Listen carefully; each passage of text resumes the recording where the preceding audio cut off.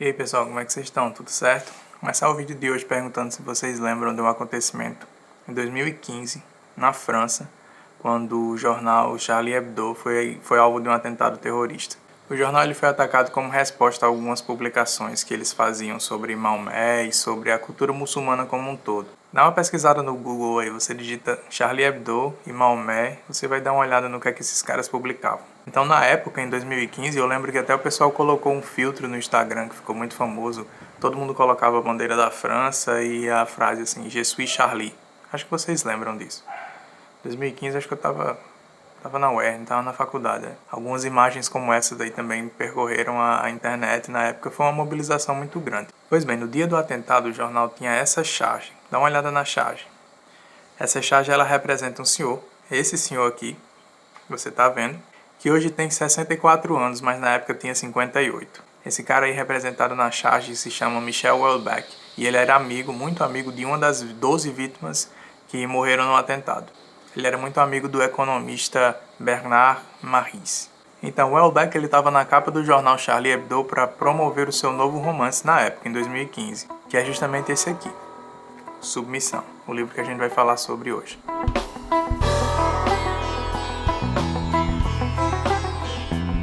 Se trata principalmente de como seria a França governada por um governo muçulmano em 2022. Se liga na capa do jornal do dia, novamente, só pra gente dar uma olhada. Na capa ele diz algo mais ou menos como: em 2015 perco meus dentes, em 2022 faço o Ramadã. Se você não tá ligado, o Ramadã é um dos meses do calendário islâmico no qual os muçulmanos fazem um tipo de jejum. Então, mais uma vez, o Houellebecq já começa a promover o seu livro tirando onda com os muçulmanos, principalmente com o fato do europeu como um todo estar se convertendo ao Islã. E a referência a 2022 e ao fato de que na capa o Houellebecq é descrito como um mago tem a ver com essas espécies de previsões que foram associadas ao autor devido ao livro que ele escreveu. E é interessante notar que 2022 já é o próximo ano, ou seja, o futuro de Houellebecq é um futuro muito próximo. Não é como o 1984 do Orwell, que tinha uma lacuna temporal entre a publicação do livro e o futuro sobre o qual ele falava de tipo coisa de décadas. No caso do Houellebecq, ele está avançando no tempo apenas 7 anos, que já vai ser próximo ano. E ele faz isso com um realismo tão aprimorado, com um realismo tão agudo, que você tem a impressão que você está lidando com eventos que estão acontecendo na sua época. Isso nem tem a ver com o fato de que está quase na época em que o livro se passa realmente. Tem a ver com a forma com a qual ele apresenta, a naturalidade com a qual ele apresenta os eventos. Inclusive, para deixar esse realismo ainda mais agudo, ele coloca personalidades da política francesa, de verdade, misturado com personagens fictícios.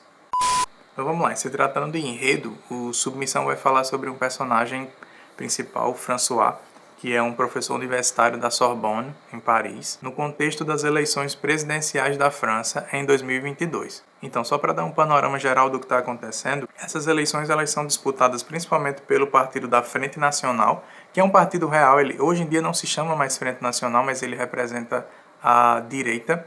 E por outro lado, esse partido da Frente Nacional está disputando com um partido chamado Fraternidade Muçulmana. E esse partido da Fraternidade Muçulmana ele acaba ganhando as eleições no segundo turno, principalmente porque ele vai ter o apoio de outros partidos, principalmente da parte da esquerda. Partidos que são contrários à Frente Nacional.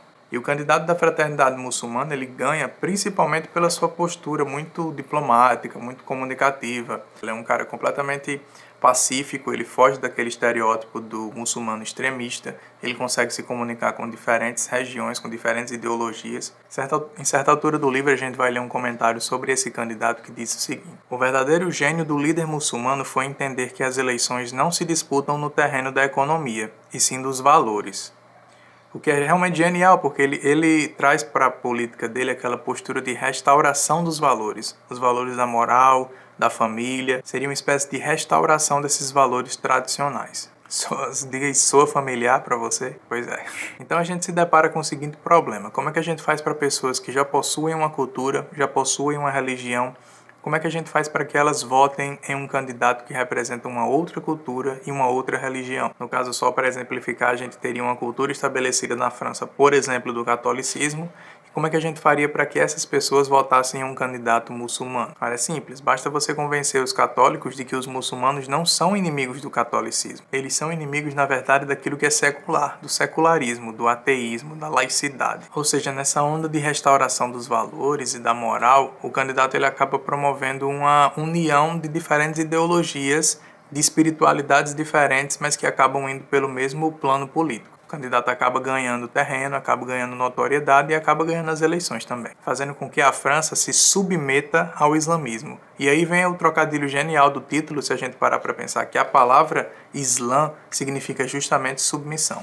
Então François ele vai observar essa transição, essa submissão tanto política como religiosa, como cultural da França ao islamismo, principalmente no contexto da educação, das universidades, que é o contexto no qual ele vive, lembrando que ele é um professor universitário. Então a grande questão do François nesse livro é justamente como essa adaptação dialoga com os seus conflitos internos, com a sua melancolia, com a falta de sentido das coisas para ele. Beleza, então eu diria que o primeiro grande elemento desse livro é justamente esse equilíbrio entre a pegada mais política e a pegada mais existencial do personagem. Ou seja, um equilíbrio altamente refinado entre aquilo que diz respeito ao interior de François e aquilo que diz respeito à política da França. Então o livro, ele por vezes é sobre os conflitos internos da França, por vezes é sobre os conflitos internos de François. Entendeu? Essa flutuação entre o que é político e o que é pessoal, o que é comum e o que é individual, é para mim uma das partes mais geniais do livro. Principalmente pelo fato dessa transição se dar pelo prisma do personagem, que é extremamente interessante. Outro fato do enredo muito interessante e muito importante de ser mencionado é o fato de que o François, enquanto professor de literatura da universidade, ele é especialista no autor Yoris-Karl Huysmans. Então tá ligado? Tem um vídeo aqui no canal sobre o livro As Avessas, que é um dos principais livros do Huysmans. Vou deixar aqui no card.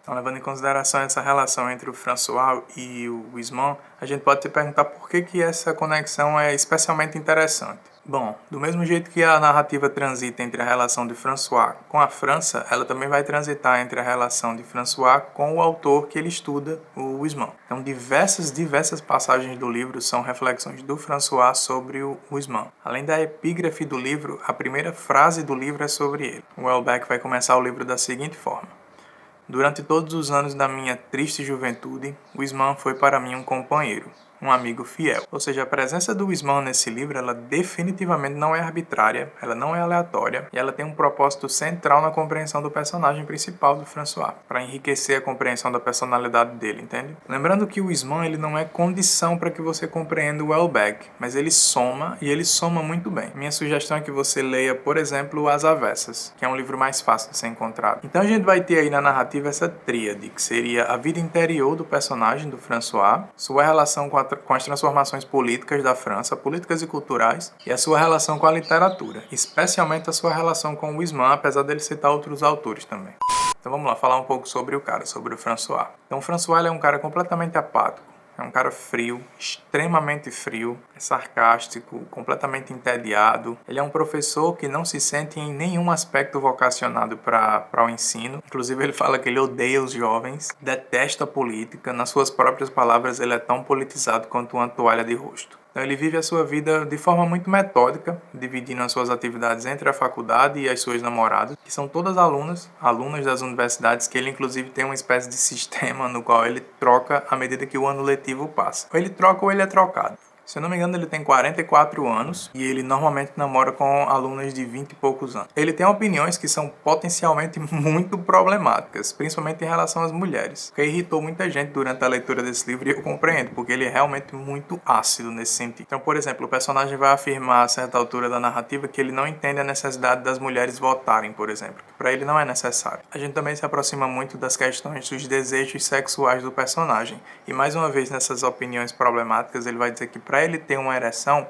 ele precisa de corpos firmes e sem defeito. Outra área sobre a qual ele foi muito ácido e muito problemático é sobre a própria área de letras na qual ele atua enquanto professor. Então ele tem aquela famosa citação na qual ele é extremamente cruel com o pessoal de letras E ele diz que basicamente ele vai dizer que o curso de letras não serve para nada. Só se aproveitam alunos para dar aula no próprio curso, numa retroalimentação, uma espécie de círculo vicioso que não leva a nada, ou seja, completamente inútil. Eu vou ler aqui a passagem no qual ele fala sobre isso. Os estudos universitários no campo das letras não levam, como se sabe, praticamente a nada, a não ser para os estudantes mais dotados a uma carreira de ensino universitário no campo das letras.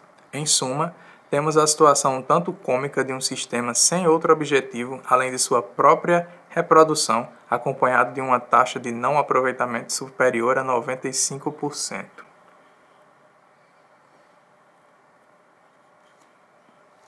Ele tem esse... o François ele tem umas opiniões bem problemáticas. A gente pode dizer que o François é o europeu por excelência, e talvez esse seja o principal alvo do Houellebecq na composição da sua narrativa, ou seja, o europeu em processo de submissão cultural, com uma identidade cada vez mais enfraquecida. Aliás, as questões relacionadas à identidade são muito fortes nesse livro, é muito interessante dar uma olhada por esse prisma também. Por exemplo, uma das namoradas do François, a que a gente acompanha ao longo da narrativa, se chama Miriam. Ele tem uma relação bem intensa com ela. Só que eles acabam se separando porque a família dela é judia. E quando as disputas políticas na França começam a ficar muito tensas, os pais dela decidem ir para Israel. Então a família que é judia decide deixar a França e ir para Israel, que seria uma espécie de estado judeu. E a gente fica pensando assim, ela enquanto judia tem para onde ir. No caso, o François, com a identidade extremamente fragmentada, não tem. Fica difícil para o François fazer uma afirmação como a da Miriam, quando ela fala eu sou judia. Para ele dizer que eu sou francês não tem mais muito significado. Para você ter uma ideia, nem comida francesa ele come. O cara se alimenta só de comida congelada, de micro-ondas e, no geral, de origem asiática. Então, quando o processo das eleições começa a ficar mais tenso, mais acirrado, inclusive com disputas violentas nas ruas, muito saque às lojas, inclusive levando à morte de algumas pessoas, François ele decide viajar para o interior e esperar a poeira baixar, já que as universidades estavam paradas, não estava havendo aula. Aliás, esse processo de viagem do François da capital para o interior mostra uma das cenas na qual a gente percebe o quão frio o François é. Então ele está passando por um posto de gasolina que acabou de ser saqueado, e ele encontra algumas pessoas mortas no chão. E a reação dele é simplesmente continuar com o objetivo que ele já tinha, que era abastecer o tanque do carro. Ele passa por cima das pessoas, procurando um mecanismo para abastecer o carro sozinho, não encontra e acaba indo embora. Como se aquilo não fosse nada, não tivesse acontecido nada demais. Ele liga o carro e vai embora sem esboçar nenhum espanto, nenhuma aflição, nem nada. Nenhuma reação, na verdade. No interior ele acompanha as notícias do jeito que dá para acompanhar, sem muita comunicação com a capital. Ele aguarda e eventualmente ele acaba voltando para a França, que já é outra, completamente diferente. Então, como se trata de um professor, o impacto da mudança política no ambiente da educação é mais intenso, é mais importante para ele. Uma das formas do Partido Muçulmano ganhar as eleições é através das alianças.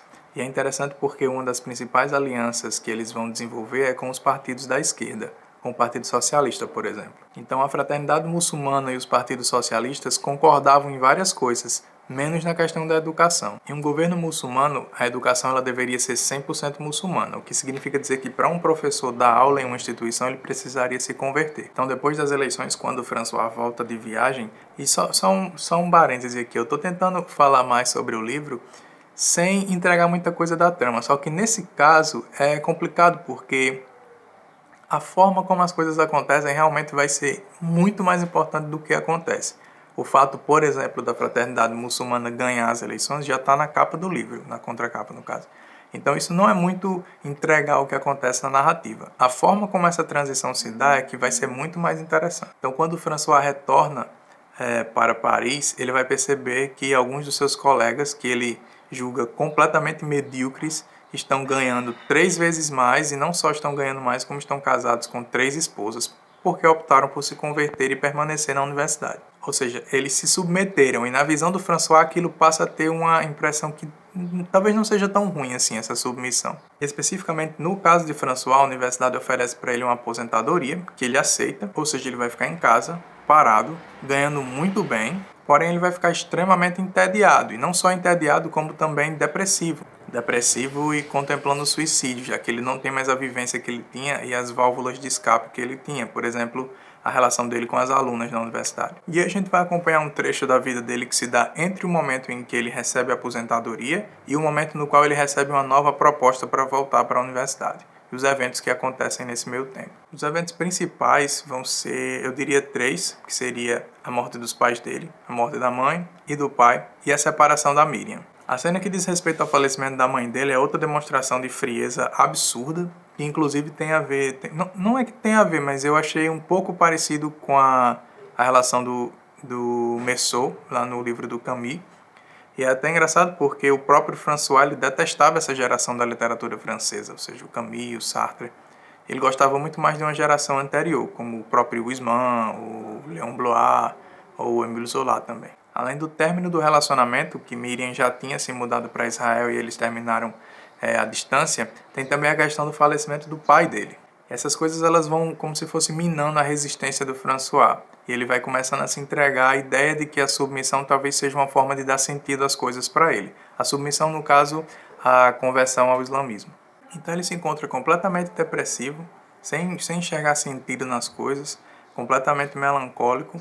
E é nesse ponto onde ele vai encontrar o conflito principal do livro, que é a questão da submissão como uma forma de ganhar sentido para as coisas. Ou seja, ele estaria nesse processo de submissão, ele que é um ateu, teria que se converter a uma religião, mas por outro lado ele teria um salário 3 vezes maior, teria 3 esposas, teria de volta a vivência na universidade. Então esse é o seu dilema principal, se converter ou não. E eu retomo um dos pontos principais que eu havia mencionado anteriormente, que é a relação do François com o seu objeto de estudo enquanto professor universitário, que é o Huysmans. Então o Huysmans ele foi um cara que viveu grande parte da sua vida com uma rotina completamente burocrática. Ele era funcionário público e, no entanto, conseguiu realizar uma vida bastante diversificada. Ele teve uma obra literária imensa, realizando uma obra admirável. Ele conseguiu ir do naturalismo de Zola à decadência de Baudelaire, por exemplo. Indo do satanismo ao cristianismo. Inclusive, ele tem um livro que tem publicação aqui no Brasil, chama Nas Profundezas, que ele trata do tema do satanismo de forma muito mais aprofundada. Então, indo de um extremo ao outro, Huysmans acaba se convertendo ao catolicismo, com direito à reclusão no mosteiro e tudo. Então, mais ou menos quando o François está na mesma idade que o Huysmans, ele começa a se ver nos mesmos conflitos que o Huysmans viveu na sua época. O Huysmans também passou por esse conflito, por essa carência existencial, por essa carência de sentido. E na visão do François, o Huysmans preencheu essa lacuna através da sua conversão ao cristianismo, ou seja, da sua submissão ao cristianismo. E o François ele pensa, cara, será que eu consigo fazer a mesma coisa, só que em relação ao Islã?